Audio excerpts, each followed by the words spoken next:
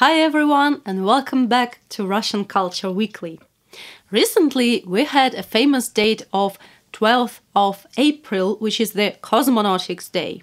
And I got an idea to tell you about state holidays in Russia. So let's start from the beginning of the year and go through all the 12 months and see which state holidays we have.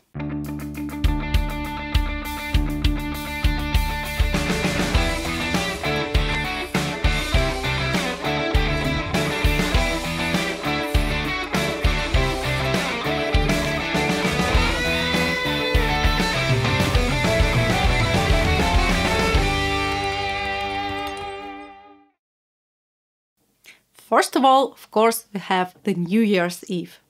Usually we have around 9 or 10 days of work due to New Year's Eve. For example, this year we had a vacation from the 31st of December to 9th of January. The New Year is the most celebrated date in Russia.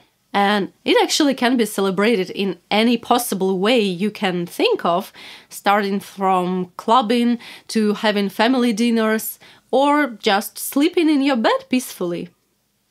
And the same vacation covers the Christmas Eve as well. Christmas tends to be more of a family celebration. So usually families come together on the afternoon of the 7th of January and have a dinner together. Some people who are more religious go to church, and usually on the 7th, again, not from the evening of the 6th. And it is quite common to give gifts to each other, both for New Year and for Christmas. Next, we have the 23rd of February, which is the Defender of Fatherland's Day. It used to be the day of Soviet Army and Fleet, but now it tends to be more like a celebration of all men, no matter if they served in the army or not. This day usually adds 1 or 2 extra holidays, so you might end up with a nice long weekend. And continuing the gender celebrations comes the 8th of March, the International Women's Day. This one also gives you extra 1 or 2 days to your weekend. Sometimes if the 8th of March is, for example, a Wednesday, you just have 1 day in the middle of the week off work. And no wonder that the 8th of March is probably the most favorite day of all flower shops all around Russia. The most popular flowers for this day are silver wattle and tulips. And the next month with a long holiday is May. May has 2 very important dates, and the first one is the 1st of May, the Labor Day. It was a very important date in the Soviet Union, but nowadays it's more like an extra holiday, and there is a popular joke that why is it we don't labor on the Labor Day? And then of course we have the 9th of May, the Victory Day, which is probably the most important date throughout the year. The Victory Day commemorates the date when German Instrument of Surrender was signed.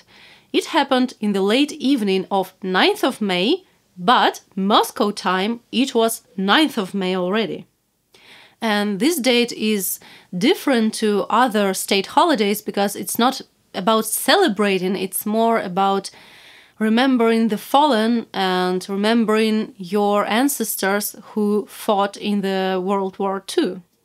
Together, the 1st and the 9th of May usually give us up to 7 or 8 days off work in 2 pieces. Usually it's like from the 1st to 3rd, and then, for example, from the 7th to 9th, something like that, plus the normal weekend.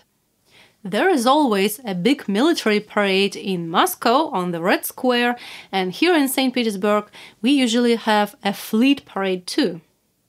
And after this we have the 12th of June, the Russia Day.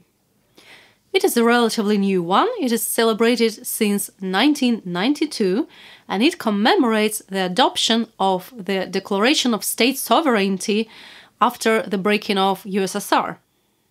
This one usually adds 1 or 2 extra days to your normal weekend. On the 12th of June, the President of Russia presents the state prize of Russia in the Grand Kremlin Palace. And then we have a long break in state holidays until the beginning of November. The final celebration of the year, before the New Year's Eve of course, is the 4th of November. It is the only one in the second half of the year. November the 4th is the Unity Day.